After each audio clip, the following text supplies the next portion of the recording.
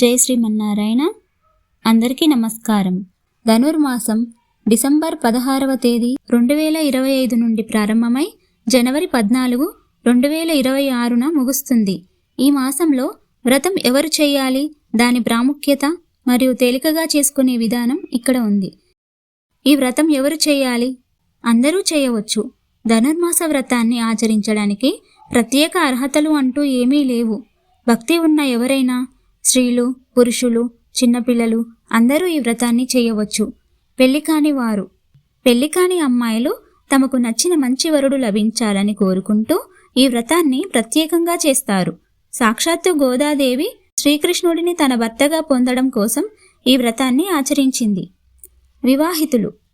వివాహిత మహిళలు తమ కుటుంబ క్షేమం కోసం, ఆనందం మరియు సుదీర్ఘమైన వైవాహిక జీవితం కోసం ఈ వ్రతాన్ని చేస్తారు.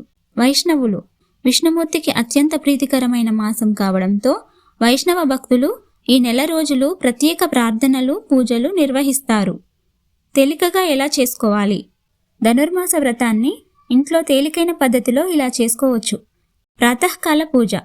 ఈ మాసంలో సూర్యోదయానికి ముందు బ్రహ్మముహూర్తంలో పూజ చేయడం అత్యంత శ్రేష్టమైనది.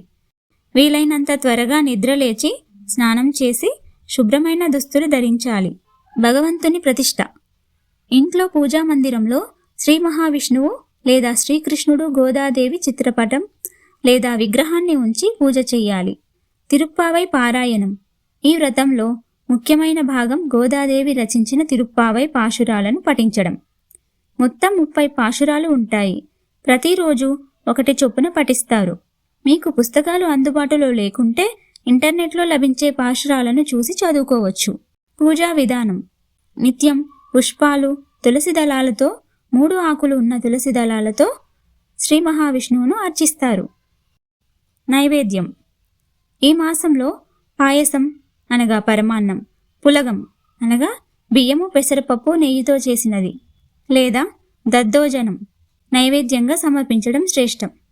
సాత్విక జీవనం. ఈ నెల రోజులు సాత్విక ఆహారం తీసుకుంటూ మాంసాహారాన్ని విసర్జించడం మంచిది. నియమాలు. వ్రతం చేసే సమయంలో అశౌచం అనగా మైల, రజస్వలాకాలం వంటివి ఎదురైతే ఆ 4 రోజులు పూజను ఆపివేసి ఇంట్లో ఇతరులు ఉంటే వారి చేత చేయించవచ్చు. 5వ రోజు స్నానం చేసి తిరిగి ప్రారంభించవచ్చు. ముఖ్యంగా ఈ వ్రతం యొక్క ముఖ్య ఉద్దేశం భగవంతుని పట్ల ప్రేమ, భక్తిని పెంచుకోవడం.